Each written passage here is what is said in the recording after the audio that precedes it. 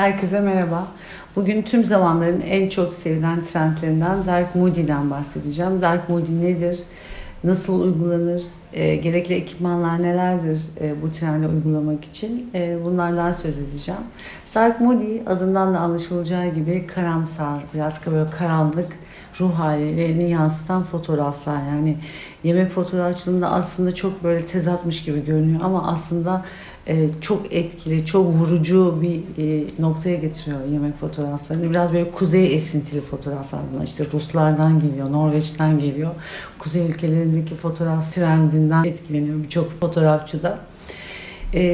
Nedir, nasıl bir uygulanmalı? Öncelikle şeyden bahsedeyim hatta. Dark Moody ne değildirden bahsedeyim. Dark Moody birçok kişi yani aksine bildiğin aksine fotoğrafa az pozlama yapmak zannediliyor. Yani fotoğrafı biraz karanlık çekersek eğer o zaman Dark Moody yapmışız gibi zannediliyor. Aslında bu hiç değil. Evet bu belki bir parçası ama Dark Moody bundan ibaret değil. Dark Moody aslında bir felsefe, bir ruh aslında. İşte bütün aksesuarlarıyla, yemeğiyle, dokusuyla, presetleriyle, sonrasında yaptığımız işte post production süreciyle hepsiyle birlikte bir fotoğrafa aslında böyle bir gerçekten karamsar, karanlık bir ruh katmayı hedefliyoruz fotoğraflarda. Peki bunu nasıl yapacağız? Sadece az pozlama yapmak değil. Yani bunu öncelikle söylememiz lazım. Bir defa öncelikle Dark Moody deyince insanların aklına geliyor? İşte daha çok vintage objeler, vintage bir tarz.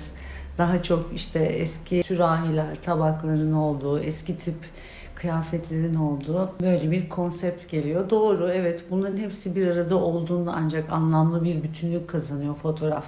Yani biz eğer bir Dark Moody, bir kulübe ruhu kazandırmak istiyorsak fotoğrafa, görünümün böyle olmasını istiyorsak orada gidip de bir turuncu, parlak renkli turuncu bir peçete kullanmamalıyız mesela. Bu onlardan bir tanesi. Hepsi çok güzel ahenkli bir bütünlük içinde olmalı. Kurallardan bir tanesi bu. Diğeri nedir? İşte bununla ilgili kullanacağımız objeler, aksesuarların yanı sıra işte fonlar çok önemli burada. Burada biraz sonra size göstereceğim gibi arka planı daha işte koyu renk yapacak fonlara ihtiyacımız var. Ve kesinlikle Dark Moody çekerken ışık buradaki çok önemli konu. Mutlaka yandan geliyor olması lazım ışığımızın ya da tersten geliyor olması lazım. Yani iki ışıktan birini kullanmamız gerekiyor.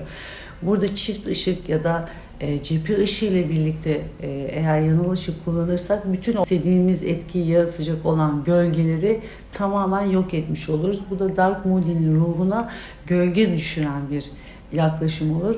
Işık mutlaka tek taraftan gelmeli ya da ters olmalı, ikisinden biri.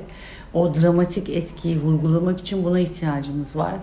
Asla reflektör kullanmamalıyız. Mesela Dark Moody'de yapılan en büyük hatalardan biri bu. Yani bakıyorum şimdi bazı fotoğraflara, evet Dark Moody gibi görünüyor ama hiç gölge yok. Şöyle düşünmemiz lazım. Fotoğrafçılıkta neden bilmiyorum. Hep sanki böyle gölgeleri yok etme üzerine bir anlayış var. Ama biz günlük hayatımızda gözümüzde bir reflektörle dolaşmıyoruz ve bütün o gölgeleri aslında görüyoruz. Neden peki fotoğrafta bunu yok etmek ihtiyacı oluyor? Bunu da hiç anlamıyorum doğrusu.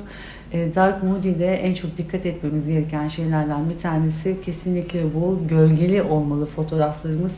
O gölgeleri yok edecek her şeyden uzak durmamız gerekiyor. Başka bir yanal ışığın dışında gelen herhangi bir ışık kaynağı asla olmamalı. Yani bu ortam ışığı da olabilir, pencereden gelen hafif bir ışık sızıntısı bile olabilir. Bunlar bile gölgeleri yok eder.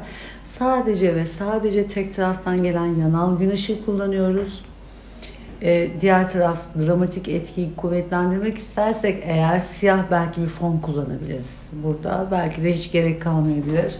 Onun dışında post production'da bazı işlemler var. Onları başka bir videoda ancak anlatabilirim çünkü çok uzun konusu. Fonları şimdi göstereceğim. Kullandığım aksesuarları göstereceğim size.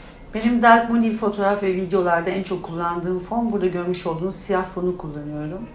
Ama siz evde kendinizin yaptığı şu MDF fonları da kullanabilirsiniz, bu boyutlarda olanları. Diğer önemli zemin ise burada görmüş olduğunuz pas efekti. Bu da Dark Moody'de en çok kullanılan zeminlerimizden bir tanesi. Bir sonraki videoda buluşmak üzere. Hoşça kalın. Yorumlarınızı yine söylediğim gibi bu videonun altına bekliyorum.